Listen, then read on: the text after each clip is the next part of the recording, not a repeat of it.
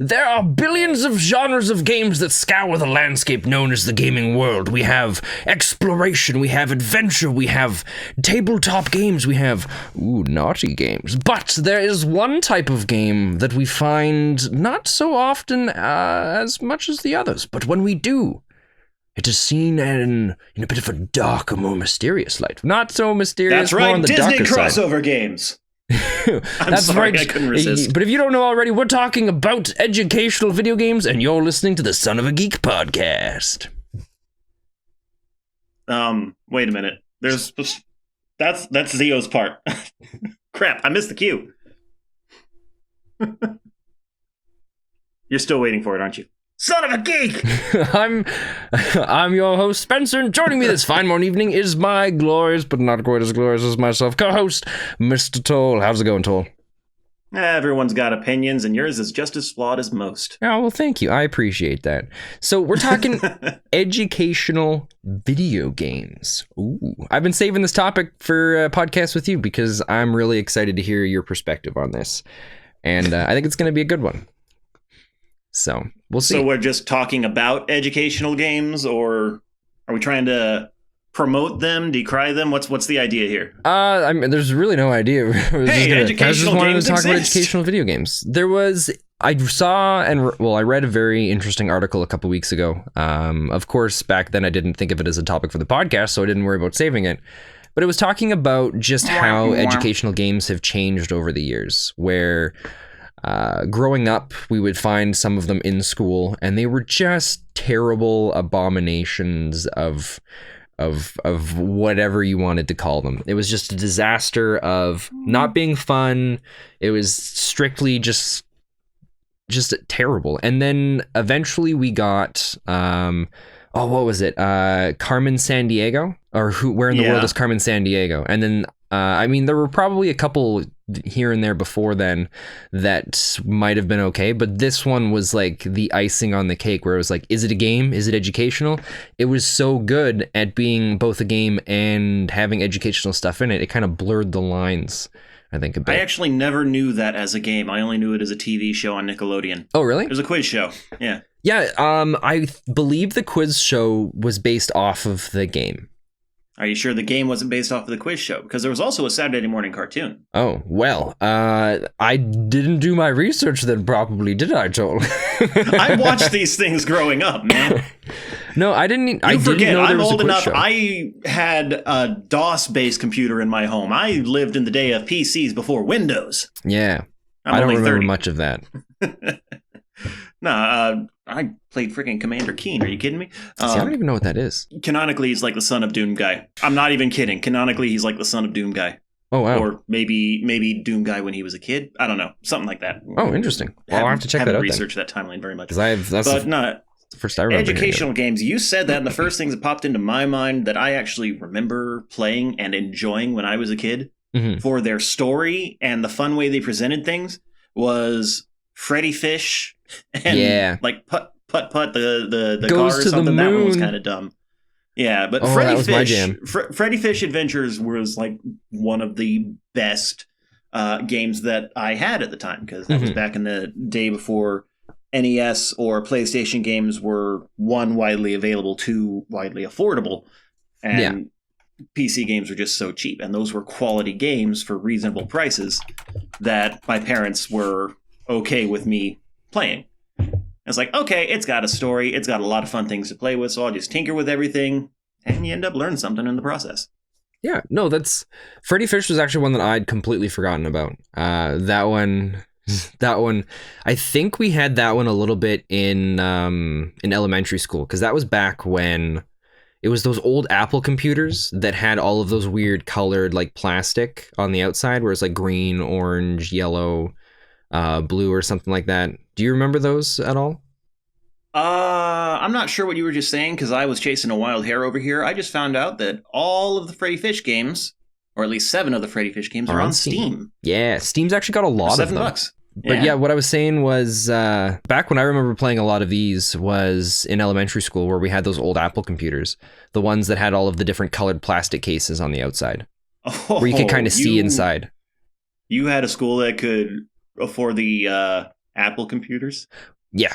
Well, we kind of had what were they called? them, iMacs or something? I think that's what they were called, but we had them. Oh, goodness. I think when we finally got them, like they'd been out for a bit of time. So it was something on the newer side, or it wasn't something on the newer side. But keep in mind too, like we were a small school. We weren't really big. I grew up in a small town. So we had like one computer lab with, I think, 30 of those.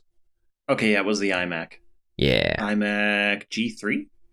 That's definitely iMac. That's more than I would know. But I remember like we had a whole bunch of education. I'm a Google Ninja. Whatcha? Yeah. But we had a whole bunch of educational games that we would play on those in the computer lab, and there were just tons of them. The one I remember hating the most was Math Blaster. That was my. I love Math Blaster. I hated that one. I wasn't very good. Dude, it was an excuse to play video games at school. No, I learned math for that. Hell yeah. But by the way, for everyone who wants to know what we're talking about and is able to see the video, boop, there it is. Yeah, and that is an accurate representation of the games there on the screen too. Wow, it looks even worse than I remember it. I remember it looking cool. That's kind of actually an older generation. Here, let me. Here's a cooler picture. Okay, let's see if this is the one that I remember. It's very possible. Remember it being blue? If not, then no. I think that's the ones. I think those might be the ones that we had. Yeah. Oh yeah, because the mouse and keyboard too. Oh yeah. Unless it's just the same thing, but I'm just seeing it from a different angle. It very well could be. I don't know. I'm scrolling up and down on it. I think. Other than personal experience, though, educational games, I think they're always going to have a place, man. They have a place right now in the world. Matter of fact, anyone and their mother who's got cable has seen ads for abcmouse.com, probably written them off just like, oh, who needs that bull? But, my daughter was having some trouble with reading and writing and learning certain things and social skills in general. And I don't think it really did anything about the social skills, so I'm not sure why I brought that up. But we started her on that actually shortly before she went into kindergarten. And she has always been ahead of her class. Oh, that's awesome. Like, when we still had the subscription for that, she would constantly ask to go back and do a little bit more, do this, do that, learn this, learn that. I'm like, okay, well, one day I sat in with her and I said, well, show me what you do in here. He's like, well, I go over to places and I do these lessons, and sometimes they're songs and sometimes they're fill in the blank. I'm like, okay, well, why do you want to do those? She's like, oh, if I do these and then I answer the questions right, they give me points. I was like, well, what are the points for? She says, well, in the classroom part, I can get pets.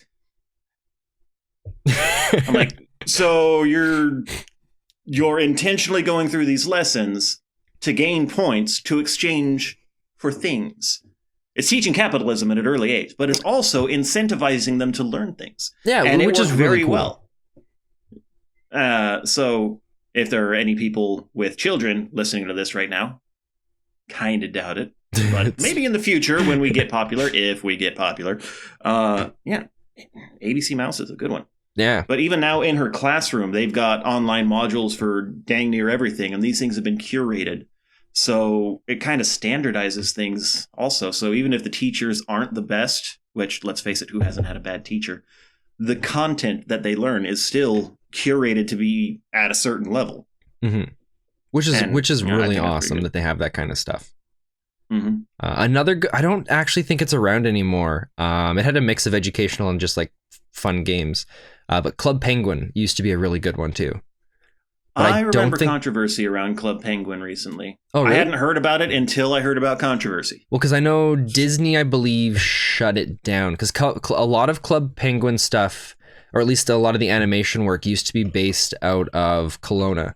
I only know that because when I went to school for 3D game animation, there was a lot of guys from Club Penguin that worked at the studio in the area, and they would come out for some of our our Meet the Industry nights and other events like that. And so they were always talking about different things they were doing with their games, and there was a bunch of them that were educational to a point where it was like teaching different aspects of not to the degree from like a specific or a dedicated educational game, but they always had different little lessons and different like math games and puzzle games and stuff like that you could consider somewhat educational to a certain point. But it's it's crazy the different kinds of direction things are going now. Like there's an actual educational version of Minecraft. Huh? It's called Minecraft well, I mean, you Edu. can mod anything into that game, so that makes sense. I don't know too much about it. I didn't get too much of a chance to read into it. I stumbled. What's it called? Minecraft Edu. So Minecraft EDU, which is it's supposed to be this version that you can get. I don't know if it's just like classroom versions, or a group like that. But there was supposed to be a version of Minecraft that kind of went through with like something that you could like do with teachers. You could kind of work along with them doing educational aspects of I think it was Core aligned math lessons for grade 3 through 5. Really? Training videos, connections to educators teaching math with Minecraft. Neat. Oh, I didn't know they were doing a bunch of that stuff in it as well. That's pretty sweet. No, I just dropped a link down there for you to have a look at. Well, it's you awesome. say these things. I'm not just sitting here letting you talk at me, man. I am doing research on the fly. One of my favorite, I don't know, it's tough. I don't know if we can call this an educational game. It's more of a simulation game than it is. You can get a free trial. Ooh, interesting. Yeah. Maybe that'll be fun for a Game Plays Games thing. Office 365 account if you have one of those already, but that's flipping expensive. Yeah. But all you need is an Office 365 education account. So yeah, pretty much any educator can get that for their students. Well, that's awesome. Yeah. Because there's one type I'm not sure how good it is. But there's one game that really kind of stands out to me as I kind of want to call it educational, but I don't know if we really can. Like I was saying just a little bit before, it's more of like a simulation game. And it's called Eco. Which is Eco. Yeah, so Eco is a game about, it's kind of similar, it's like got a Minecraft style to it, but it's basically centered around the ecosystem, where you start off getting into the game. On Steam for $30. Yeah. Mixed reviews recently, but mostly positive overall. Yeah, so what it is it's basically an ecosystem simulator. So you start out with very basic tools and research in the game, and as you perform certain tasks, you gain points that you can then spend towards other skills that allow you to unlock new research trees. And what you're basically doing is trying to advance together with a group of other people to stop a meteor, or to create a device to be able to stop a meteorite from coming out and taking out the planet in 30 days. The tough part with this is, while this is all going on, all of the actions and choices that you make affect the ecosystem. So if you go through and you harvest all these trees in the area, then you're not going to be getting as much oxygen. Shelters for animals is going to go down, so their availability goes away. Food becomes more scarce. Mm-hmm. Pollution has fewer things to take care of it, so it starts to build up. That's just common sense there, but I'm also seeing it here in the description on Steam. Holy crap. Yeah, so Plus, I just love the scenario it gives you. It forces you to think. Yeah, so I was actually playing Eco with a couple other friends like half a year ago, and at the beginning of the game we didn't understand most of the mechanics for this, so we went around and we just kind of harvested a bunch of stuff in the areas. I went around harvesting all these different little berries and smaller stuff so that we could have food to keep our fatigue from getting too low, so we could continue getting skill points. But in the process, because we harvest so much of these smaller resources, the smaller animals weren't able to eat them. So then they started dying out, and as a result, the foxes and the animals that fed off of the smaller animals, they started to die out, which then led us into the point of establishing a small form of government, where we began writing policies in the game. Like there's a whole policy section, so you can be like, if this number of animals is below this amount, then nobody can hire it, or only certain people with this specific role that have this specific proficiency can go and hunt these different things, or you can't harvest these types of trees in these areas. And there's like the kind of stuff you can do with the policies is really advanced, and it can be very complex, but it's all about you being able to work together with others to stop this meteorite or asteroid from hitting the planet. But to do that, you have to work together with the environment to try not destroy that, making it impossible to continue progressing. Wow, this is fascinating. Yeah, so I mean, I don't see a wish list button here. I want to So I want to save this. What I kind of struggle with deciding if we can really consider that an educational game, because there's a huge part of it that I think kind of works towards like educating people on like if you were to take this into a classroom and have a bunch of students work together with this, they'd have to learn to work together, because you can't actually complete stuff on your own. That you just don't get enough skill points to be able to progress properly, as well as you can't expand out into enough trees on your own. So everybody's kind of got to fall into specific roles. But while you're doing this, you've also got to start learning about how to like different policies and kind of what different actions have effects on different things. And I mean, in that kind of way, I can say it's educational, but it doesn't actually like teach you anything like math or science or biology or anything like that. Well, there's a lot more than those specific sciences. Actually, those are the broad sciences. Well, this is about, ecology, how small actions can have large consequences, and even beyond that, it teaches you social interaction, the value of democratic cooperation, or pretty much any type of social standard you can put into it. Because I guess it does have some stuff in there. Like you can get into farming, and then with the farming, certain crops use up different types of nutrients in the soil. So then you've got to kind of figure out, you go and like inspect the stuff and then decide what kind of fertilizer you're going to put out on stuff to help it grow better.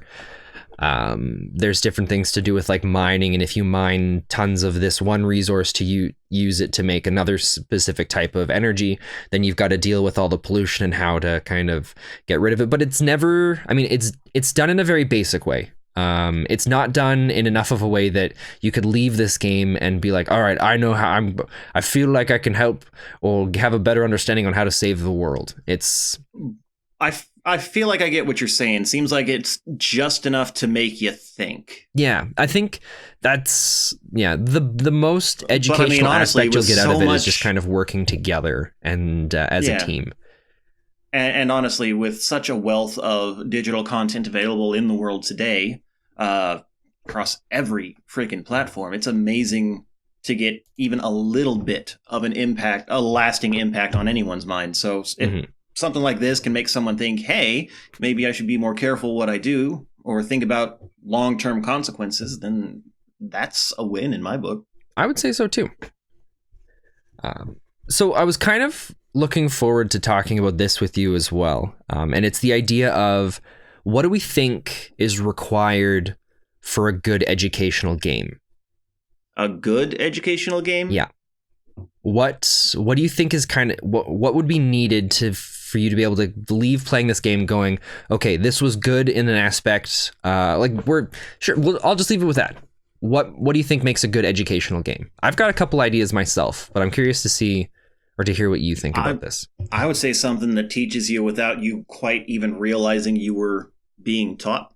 Oh, okay. If you step away from it and you're thinking, if you're stepping away from it with a new idea that you hadn't considered before in your mind, or a new understanding of a situation that, is given to you from a perspective you've never approached before, then you just got educated. Yeah. It's not necessarily sitting in front of the computer learning typing skills or how these numbers go together, or if we have 7 fish and 3 fish swim away, how many are left?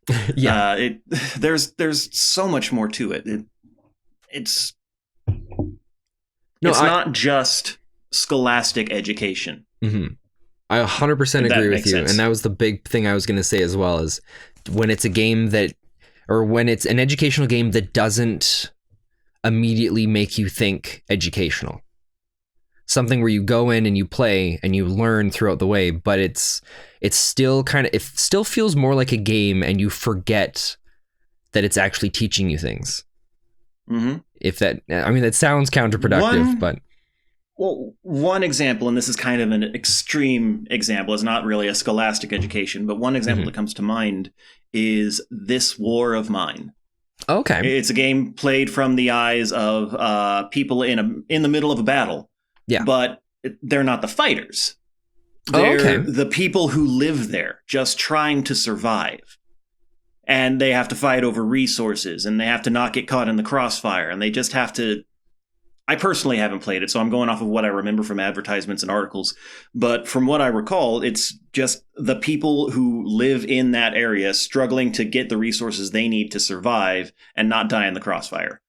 And they have to deal with other people trying to survive, being hostile and all this, that, and the other. And even just reading the article about it, I thought, wow, this is fascinating. I'd never really thought about how sending our soldiers overseas to fight these conflicts with these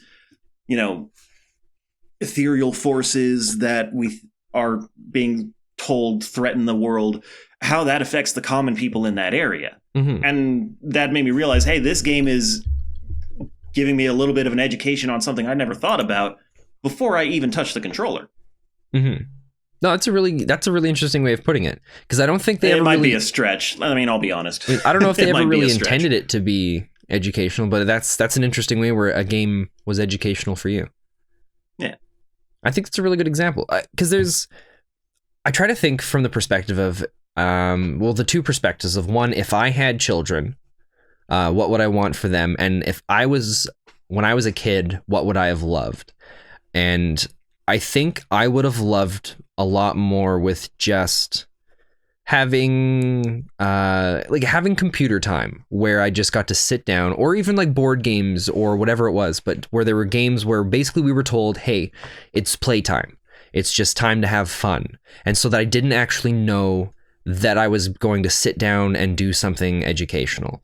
So that I just thought I was there to have fun and have a good time. And along the way, in doing so, like the example that you had with your daughter, I would have loved that so much. The idea of being able to play these essentially lessons that are set up in a way where you get points so you can go unlock different things. And she has 17 hamsters and an intricate maze of pipes. Yeah, and ridiculous. Hey, stop licking yourself. Yeah, he's got a rash. We got to stop that. Sorry. Ointment. But yeah, that would have been like a dream come true for me. It would have been, I mean, I was never a bad student. I spent a lot of time slacking off and not doing assignments, but I never was terrible. But I think surprise me. What's that? That doesn't surprise me. But if I was put in a situation like that, I think, at least for myself personally, I think I would have excelled a lot more in those kinds of things. I believe, I don't know, it's tough because with educational games, when does it get to the point where it's no longer educational and it's just a game? Well, it's when... Because that's a difficult question to strictly define. Like, there are some games I can look at overall and say that's definitely not an educational game. But then you look at pieces of that game and you think, well, okay, you can learn something from that. Yeah. Because the idea of when it's no longer educational and it's a game, I think could possibly come down to but this just comes down to like the regulation of it. Like if you were a teacher and there's a kid and you see they're playing this game, but they keep redoing maybe like like when you start redoing certain levels just because you know you're good at it and you don't start expanding to do other things. So then if you have this set up that way, and then the instructor or a parent or somebody comes by and it's just like, hey, no, you've got to start jumping over to these other ones. And then no longer does it become a game anymore. If the kid doesn't want to. That's why the ABC Mouse thing had diminishing returns. If you did one thing once, you got like 10 points. You do it again, you get 5. You do it again, you get 2. And anything after that, you get 1 or even none eventually. I don't know. Okay. Emma, when she saw that she was getting diminishing returns, normally didn't stick on them too long. So I don't know if it ever completely ran out. Oh, well, that's good. But no, that's a good point. And that's actually one of the reasons why I actually really like Minecraft as a game and as a teaching device even. Okay. I'm understanding, the more I think about it, why educators could use Minecraft to teach. Because, one, it's not a game that you get good at. You gain skills, you understand it better, but it's balanced in such a way that you're never really good. Mm-hmm. It's mostly luck or understanding how mechanics work. So my daughter spends all of her free time, well, not all of her free time, but all of the time that we give her for gaming, she wants to play Minecraft. Mm-hmm. She has asked us for other games, and we got her those games, and she played them for a day, and then puts them down and goes back to Minecraft. That's awesome. And it's because it's a toolbox. Mm-hmm. I always compare Minecraft to Legos, but it's actually more than that. It's like Legos with a wiring and coding system built into it nowadays.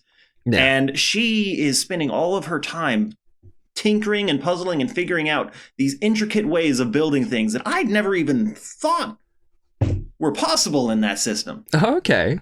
I mean, I know there are videos of people who have rebuilt all of Pokemon Red in Minecraft, and I thought, well, that's fascinating. They have probably way too much free time on their hands. But then I see my 9-year-old making these complex contraptions, and I'm just like, who are you? Oh, that's awesome. Where did you learn this? Funny thing, she learned most of it from watching YouTubers like us. Oh, that's awesome. See, that's another thing that's crazy about thinking about this is because I mean, educational. I mean, we could turning this, kind of changing the direction a little bit. The idea of educational games in the sense of watching other people playing video games is another interesting thing potentially as well, because there's a lot of, like, if you can find a personality that really loves or that someone really loves, and then they go on and playing these games, and then maybe while they're going through the games, they're talking about like the history of the location, or maybe they're talking about like the math and logistics of how something went into it. And I think that's another potential way that educational games, although I don't know if it's not really educational games at that point, but another... Well, it's an aspect of gaming that can be educational. It's kind of tangential, but I like it. Yeah. Or... you know what? You bringing that up makes me think of something else I wasn't thinking of. What about games that are historically accurate? Mm-hmm. Even if they're completely fictitious, they are historically accurate for what they represent. Yeah. Like the Assassin's Creed franchise. Every place you go in there is accurate in terms of the mapping and layout of the towns, not necessarily building interiors or exteriors necessarily, but major landmarks and what they look like have been painstakingly recreated. Yeah. The chapel at Notre Dame, it burned recently, and the only surviving record we have is in Assassin's Creed. Not the only, but the most accurate one we have, because they went into such painstaking detail recreating it. Now they can actually reference that in 3D to try and bring it back to how it was. I think when someone said that, I thought that was mind-blowing. That a video game would let us rebuild a centuries-old landmark. Mm-hmm. It's crazy thinking about that kind of stuff. Because even in the newest Assassin's Creed game, I'm pretty sure it should be in by now. They were talking about it for a while. There's an actual game mode you can go in that removes the enemies, and it's just like an exploration type thing. I would love that. Yeah, where you just get to go around. I've always enjoyed the franchise, but having that, I wouldn't play through the story at all. I'd just be like, look at this wonderful architecture. And the idea 18th century, do you think? Well, I don't know if this is true, but this, at least as far as I remember, that mode was set up in a way where it's supposed to I think it's supposed to take you around on like almost like a tour, where you can go around and explore things. And don't take my word for it, I could just be like pulling things out of my head right now, but I'm for sure remember something about the mode that's just exploration, and I thought for sure there was something to do with kind of like a tour or something along the lines of that. Honestly, it wouldn't surprise me if they had that, because really, even back to the first game, they had historically accurate information. They had backstory for locations that you could look up in the codex. Yeah. And all the way up to the most recent one I played, I think was Unity? No, not Unity. The one with the Irish twins. Oh, you made it farther than I did. I'm still fighting my way through Black Flag. You don't never have to put it down, Black Flag. That game is fantastic. Oh, yeah. Beat it, play it again, play it again, play it again.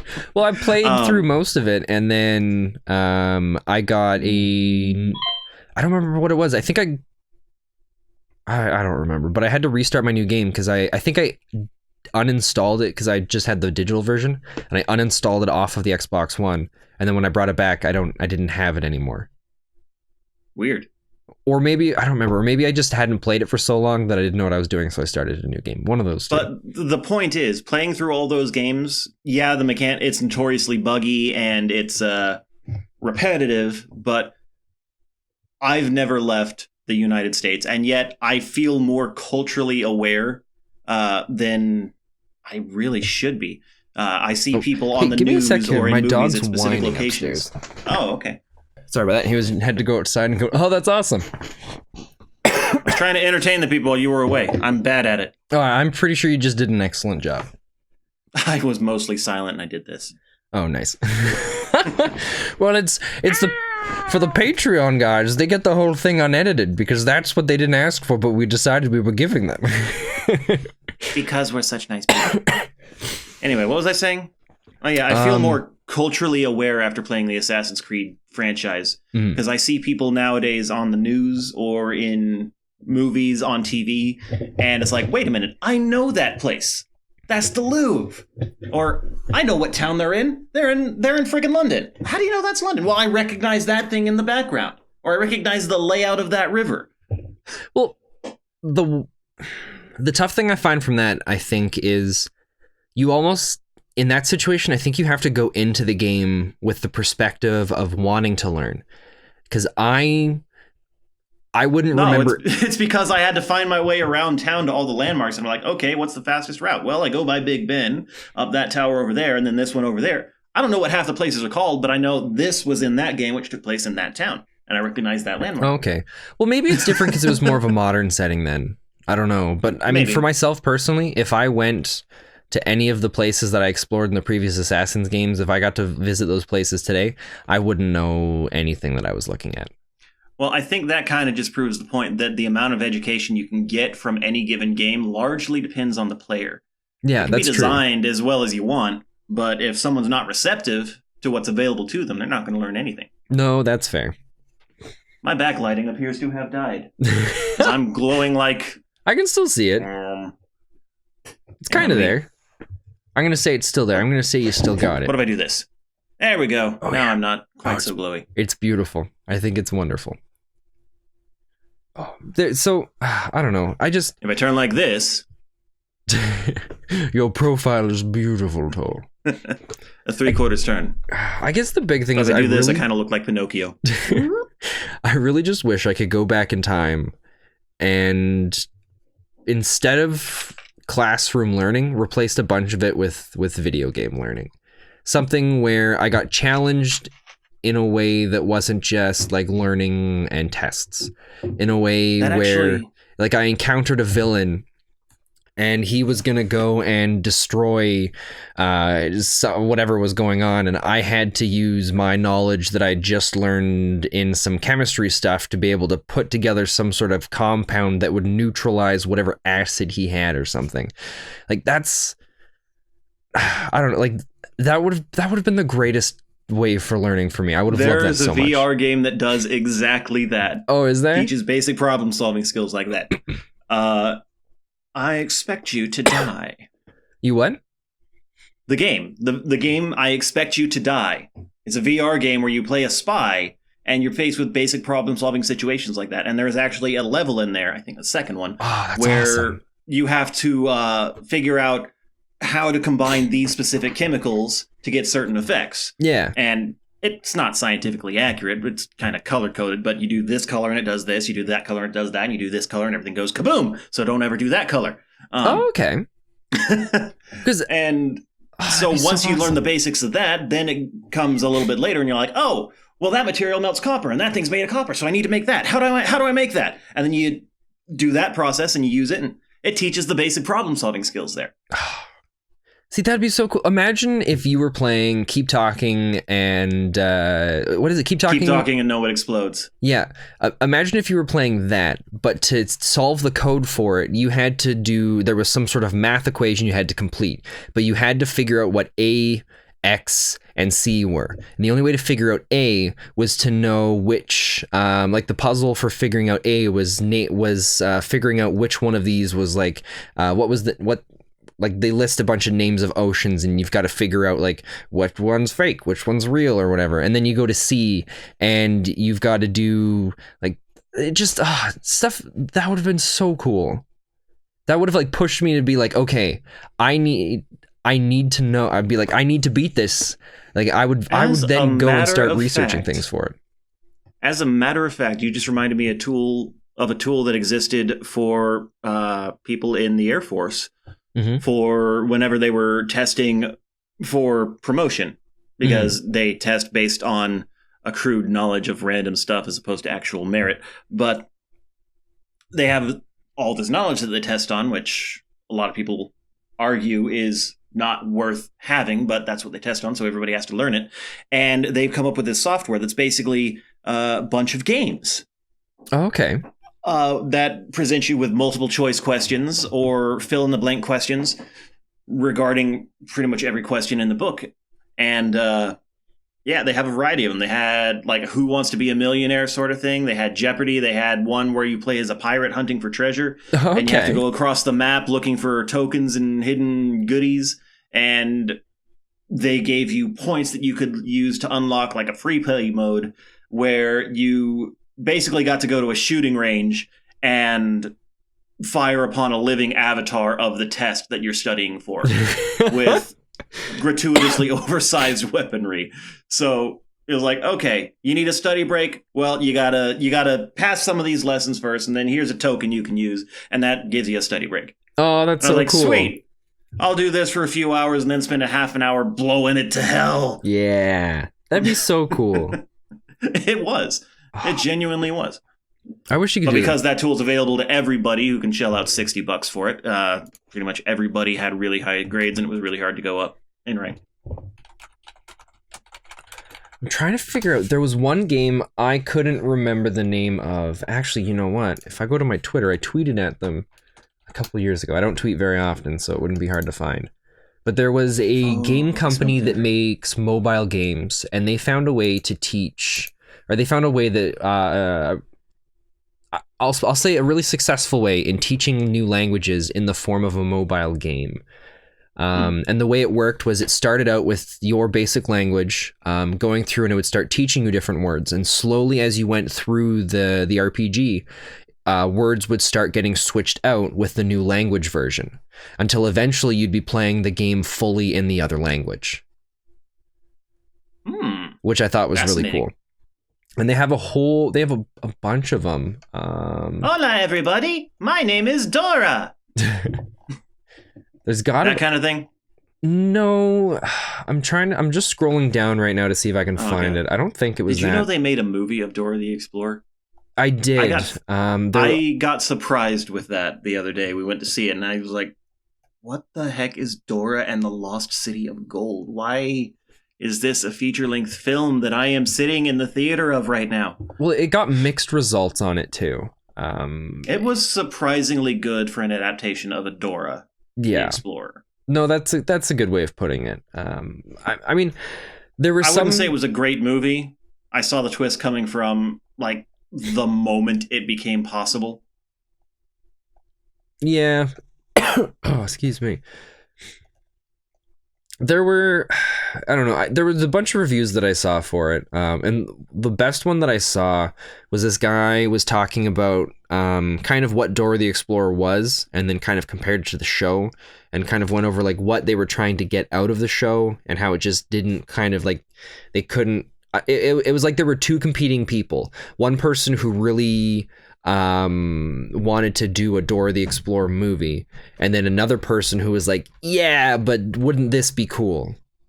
And then it didn't mesh. That's kind of a, I don't know, kind of the best way. I have never watched the show. Well, because there's supposed to be, in Dora the Explorer, there's a talking monkey.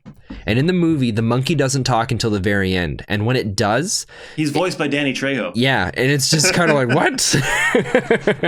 No, you know what I hated about the movie was that fox. There was no reason to have a fully CG fox. The scenes he was in added literally nothing. Oh, okay. I don't remember... There was one point when he was a Deus Machina for, like, a dramatic moment. But it didn't need to be him. So you So you watched the whole movie then? Yeah. Which surprised me because the theater I was in had reclining seats with a heated back. Well, I'm assuming you went with your daughter then. Yeah. Did she like it? Mm-hmm. Oh, well, that's what's important then. Was the movie educational in any way? No. See, that's different than Dora the Explorer. I mean, it might have been vaguely educational in a couple of spots, like when they got stuck in quicksand after they finished the fart jokes. They laid down and worked their way out of it. So, people might think, oh, you have to stay calm, get flat on your back, and then you can wiggle your way out of the quicksand, which is actually true. That is the honest survival technique.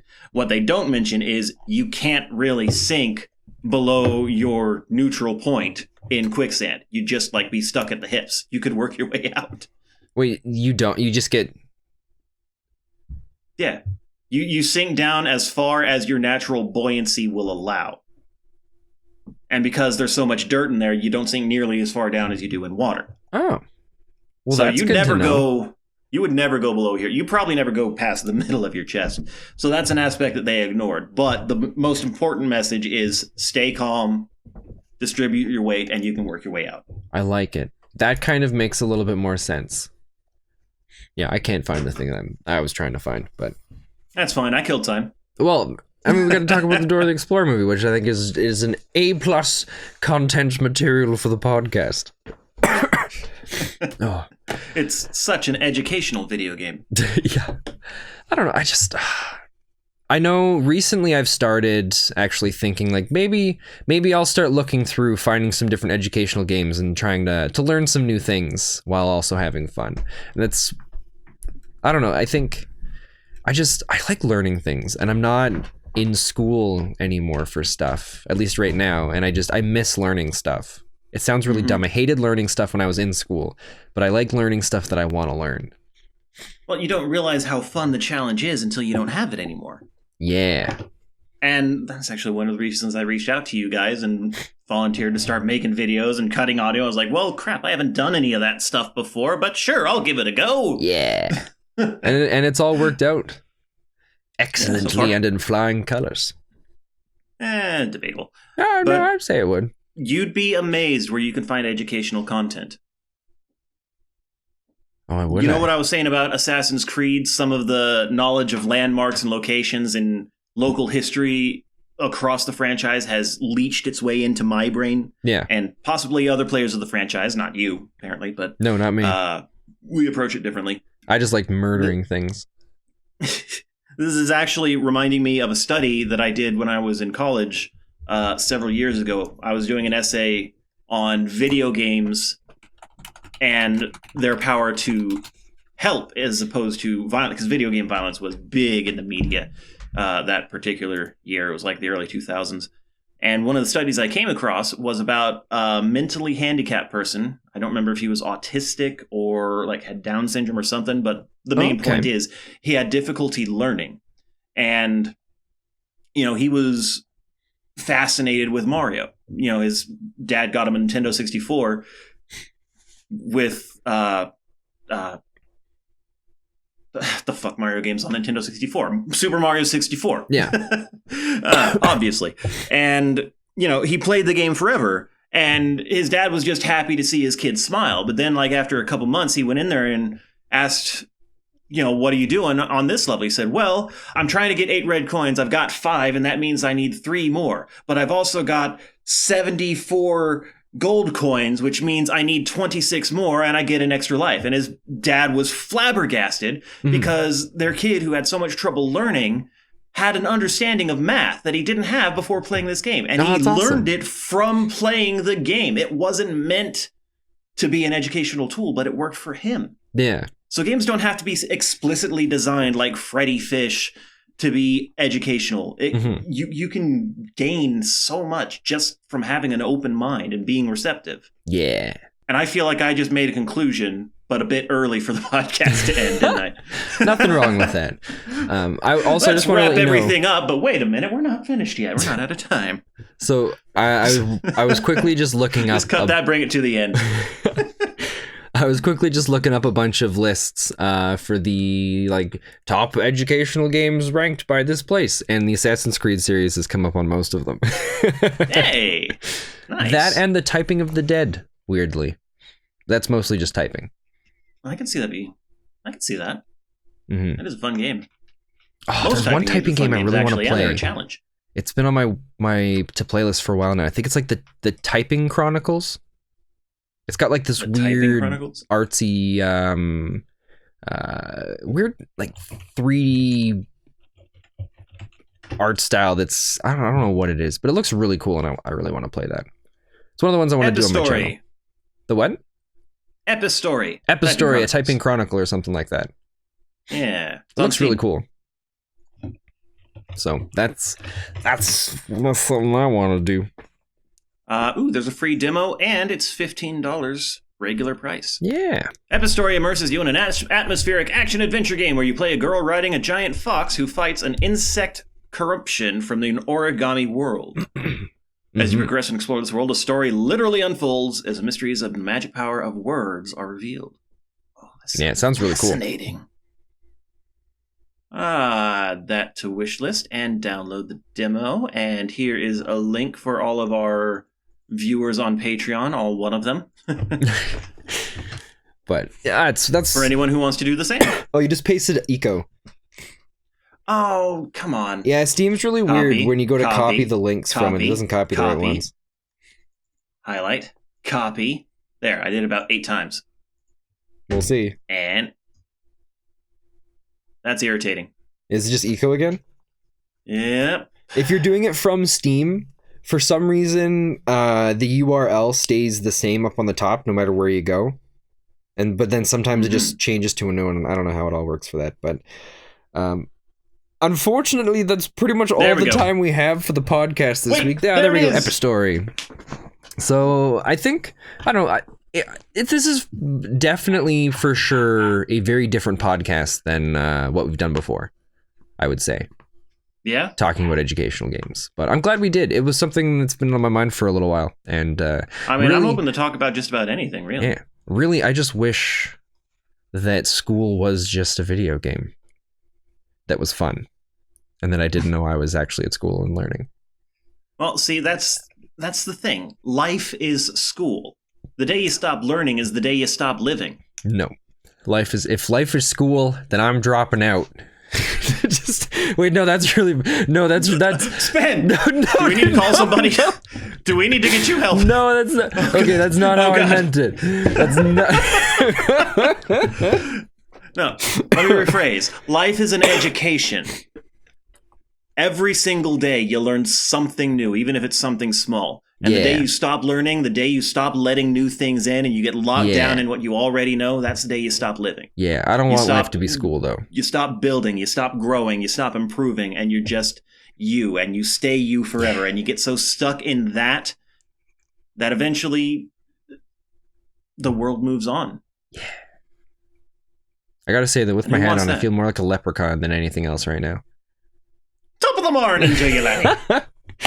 All right, thanks for hanging out for the podcast, my good people. Enjoy your whatever it is you're doing for the rest of the day. And remember, if you liked it, punch that like button in the face like a boss.